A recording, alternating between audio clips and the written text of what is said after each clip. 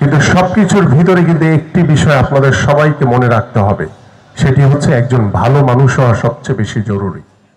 চাকরি করবেন, কেউ হয়তো বা ব্যাংকার হবেন, বিভিন্ন শিক্ষার্থীরা বিভিন্ন চিন্তা ভাবনা নিয়ে তার পরিবারের সাথে আলোচনার মাধ্যমে সেই কাঙ্ক্ষিত লক্ষ্যে পৌঁছানোর চেষ্টা করবেন। কিন্তু সবকিছুর ভিতরে কিন্তু একটি বিষয় আপনাদের সবাইকে মনে রাখতে হবে, সেটি হচ্ছে একজন ভালো মানুষ হওয়া সবচেয়ে বেশি জরুরি। এবং সেই ভালো মানুষ যদি আপনি হতে পারেন, তাহলে আপনি যেখানেই যাবেন, সেটা আপনার পরিবার হোক, সেটা আপনার শিক্ষা প্রতিষ্ঠান হোক, সেটা কোনো সামাজিক প্রতিষ্ঠান হোক, সেটা কোনো রাজনৈতিক প্রতিষ্ঠান হোক, সেটা কোনো রাষ্ট্রীয় প্রতিষ্ঠান হোক, সব জায়গাতেই আপনি সম্মানিত হবেন। এবং সেই সম্মান দেওয়ার মালিক একমাত্র আল্লাহ। এবং সেই আপনি নিজের ডেডিকেশন, নিজের চেষ্টা, নিজের সাধনা, নিজের একাগ্রতা, নিজের অধ্যবসায় যদি আপনারা ধরে রাখতে পারেন, তাহলে ইনশাল্লাহ আপনাদের দ্বারা আগামীতে আমরা যে স্বপ্নের বাংলাদেশ গড়ার চিন্তা করছি, আপনাদের যে চিন্তাধারাকে আমরা ধারণ করে আমরা তরুণ প্রজন্ম, আমাদের যুব সমাজ বা আমাদের যারা তরুণ নেতৃত্ব রয়েছে, তাদের চিন্তা ভাবনাকে আমরা সর্বোচ্চ গুরুত্ব দিয়ে আমরা চেষ্টা করছি আগামীতে একটি সুন্দর সমাজ গঠন করার জন্য। এবং সেই সমাজ গঠনের আপনাদের ভূমিকা কিন্তু অনস্বীকার্য। আমি এই পল্লবী এবং এই রূপনগর এই এলাকার সন্তান। আমি ছোটবেলা থেকে এখানে বড় হয়েছি। আমার খেলাধুলা, পড়াশোনা সবকিছু মিলিয়ে আমি কিন্তু এই এলাকারই একজন সন্তান, এই এলাকারই একজন ভাই, এই এলাকার একজন বন্ধু। এবং আমি আজকে যেখানে দাঁড়িয়ে আছি, সেই জায়গাটি আমার অত্যন্ত পরিচিত।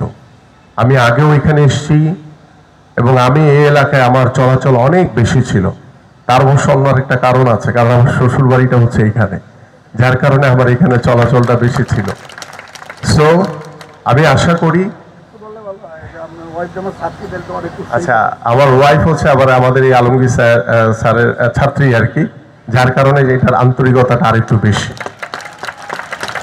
যাই হোক, আমি যে বিষয়টি বলছিলাম যে আমাদের সমাজ গঠনের জন্য আপনাদের ভূমিকা অত্যন্ত জরুরি এবং এই সমাজ গঠনের জন্য আপনাদের সহযোগিতা অত্যন্ত জরুরি আমার জন্য।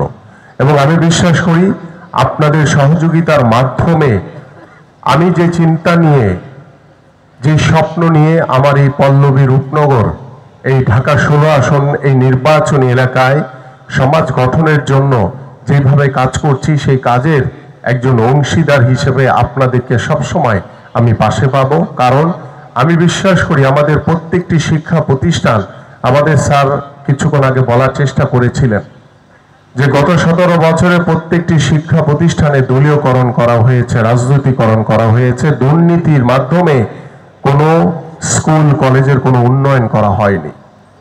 কিন্তু 5 তারিখের পরবর্তীত সময়ে আপনারা সকলেই অবগত রয়েছেন, এখানে আমাদের বিভিন্ন স্কুলের প্রধানগণ রয়েছেন, প্রধান শিক্ষকগণ রয়েছেন।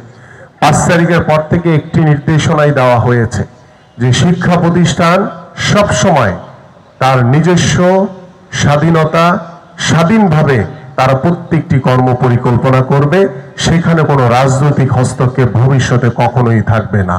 এবং এটি আজকে আমাদের যারা নবীন বরণ, যারা নতুন এই কলেজে পদার্পণ করছে, আমি তাদেরকে সাক্ষী রেখে বলতে চাই, ভবিষ্যতে আল্লাহ পাক যদি আমাকে এবং আমাদের বাংলাদেশ জাতীয়তাবাদী দল বিএনপিকে আগামীর যে ফেব্রুয়ারির যে নির্বাচন হবে, সেই নির্বাচনে যদি ধানের শীষের প্রতীক নিয়ে নির্বাচিত করে আমরা যদি সরকার গঠন করতে পারি, আমরা প্রত্যেকটি শিক্ষা প্রতিষ্ঠানের স্বাধীনভাবে চলার শতভাগ নিশ্চয়তা প্রদান করব ইনশাআল্লাহ। এবং আমাদের এই শিক্ষা প্রতিষ্ঠানগুলোর কিভাবে শিক্ষার মান বাড়ানো যায়, কিভাবে শিক্ষক শিক্ষিকার সাথে ছাত্রছাত্রীদের আন্তরিকতা, ভ্রাতৃত্ববোধ বৃদ্ধি করা যায়, কিভাবে অভিভাবকদের সাথে শিক্ষা প্রতিষ্ঠানের একটি পারিবারিক সম্পর্ক বিল্ড আপ করা যায়, আমরা সেই চিন্তা ভাবনা নিয়ে কাজ করছি। আমি গতকালকেও আমি আমার মাননীয় ভারপ্রাপ্ত চেয়ারম্যান জনাব তারেক রহমানের সাথে একটি মিটিংয়ে ছিলাম। উনি আর আমি দুজনই আমরা একা ছিলাম। তখন আমি এই শিক্ষকদের বিষয়টি নিয়ে কথা বলেছি যে আমরা গত 17 বছর দেখেছি যে কোনো কিছু হলে আমাদের শিক্ষক শিক্ষিকারা তাদের যে ন্যায্য পাওনা বা তাদের বেতন নিয়ে যে একটি বৈষম্য, সেগুলো নিয়ে বিভিন্ন সময় আমরা আন্দোলন করতে দেখেছি। আপনি যদি আল্লাহর রহমতে আগামীর বাংলাদেশের প্রধানমন্ত্রী হন, আপনি ইনশাল্লাহ আমাদের এই শিক্ষক শিক্ষিকা এবং এই শিক্ষক যে প্রফেশন, সেই প্রফেশনে যাতে সকলেই আরো বেশি উদ্বুদ্ধ হয়, সেই বিষয়ে আপনি নতুন করে চিন্তা ভাবনা করবেন এবং প্রত্যেকটি শিক্ষক শিক্ষিকার ভবিষ্যৎ সিকিউর করার জন্য যা যা করণীয় আছে, আমরা যাতে আমাদের দলের পক্ষ থেকে সেই কার্যক্রমগুলো করতে পারি, সেই বিষয়ে গতকালকে তাকে অবগত করেছে এবং তিনি নিশ্চয়তা দিয়েছেন যে আগামীর শিক্ষাঙ্গন হবে নতুন একটি চিন্তা নিয়ে, নতুন স্বপ্ন নিয়ে, যে স্বপ্নের মাধ্যমে আমরা শুধু পড়াশোনা করব না, আমরা খেলাধুলাকেও বাধ্যতামূলক করব, আমরা সংস্কৃতিকেও বাধ্যতামূলক করার মাধ্যমে আমরা পড়াশোনা, খেলাধুলা, সংস্কৃতির মাধ্যমে আমরা আমাদের সমাজের গুণগত পরিবর্তন করতে চাই। আমরা আমাদের পারিবারিক গুণগত পরিবর্তন